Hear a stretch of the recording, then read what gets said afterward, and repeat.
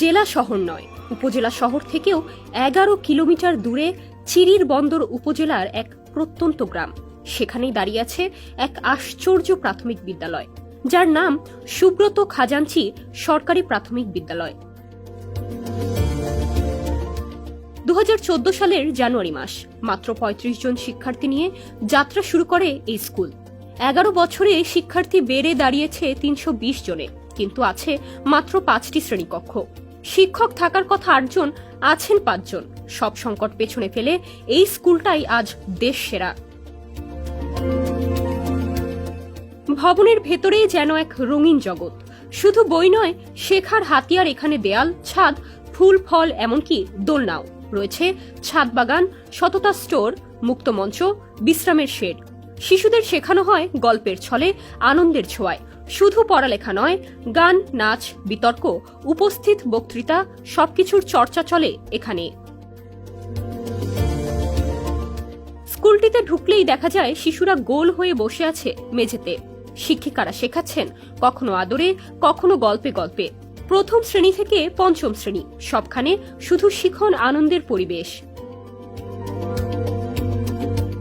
চলতি মাসের 10 তারিখ প্রাথমিক শিক্ষা পদক অনুষ্ঠানে দেশের সেরা বিদ্যালয়ের সম্মাননা পেল এই স্কুল। ঘোষণা হতেই করতালিতে মুখর পুরো মাঠ। শিশুরা উদযাপন করছে যেন নিজের ভবিষ্যৎকেই আলিঙ্গন করছে নতুন ভোরে। অভিভাবকদের ভাষ্যে উঠে এসেছে বিদ্যালয়টির প্রতি শিশুদের আগ্রহ এতটাই প্রবল যে ভোর হতে না হতেই তারা স্কুলে যাওয়ার অপেক্ষায় থাকে।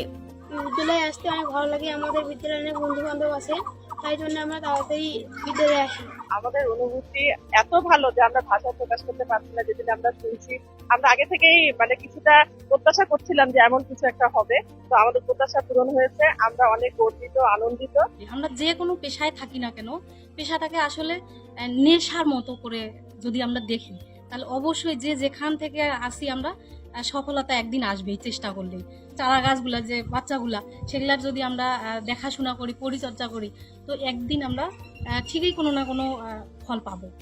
বিদ্যালয়ের প্রধান শিক্ষক জগদীশ রায় বলেন, শুরুতে কিছুই ছিল না, সবাইকে পাশে পেয়েই আজ এতদূর আসা সম্ভব হয়েছে। যদি সংকটগুলো দূর হয়, আমরা একদিন বিশ্বেও নিজেদের জায়গা করে নিতে পারবো। আমার এখানে আশেপাশে অনেক ব্যক্তি আছেন, তাদের সঙ্গে আমার সুসম্পর্ক অনেক ভালো।